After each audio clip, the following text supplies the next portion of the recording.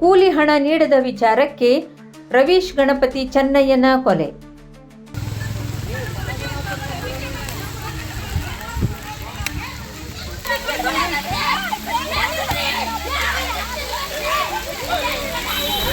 ಉತ್ತರ ಕನ್ನಡ ಜಿಲ್ಲೆಯ ಶಿರಸಿ ತಾಲೂಕಿನ ಕಮಾಟಗೆರೆಯಲ್ಲಿ ಕೂಲಿ ಹಣ ನೀಡದ ವಿಚಾರಕ್ಕೆ ಸಂಬಂಧಿಸಿದಂತೆ ಕೊಲೆ ಸಂಭವಿಸಿದ ಘಟನೆ ಬೆಳಕಿಗೆ ಬಂದಿದೆ. ಕಮಾಟಗೆರೆಯ ನಿವಾಸಿ ರವೀಶ್ ಗಣಪತಿ ಚೆನ್ನಯ್ಯ ವಯಸ್ಸು 40 ಎಂಬುವರು ಅದೇ ಗ್ರಾಮದ ಮಂಜುನಾಥ್ ಬಸ್ಯ ಚೆನ್ನಯ್ಯ ಇವರಿಂದ ಹತ್ಯೆಗೀಡಾಗಿದ್ದಾರೆ.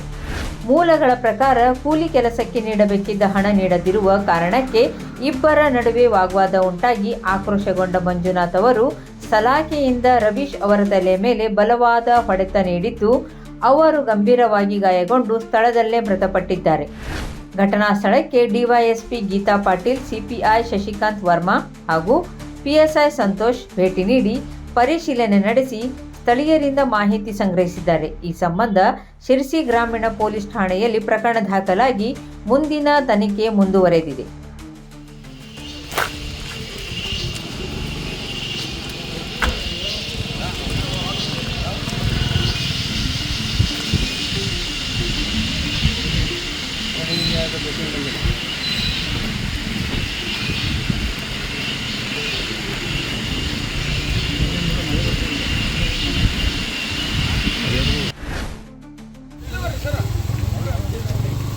मीडिया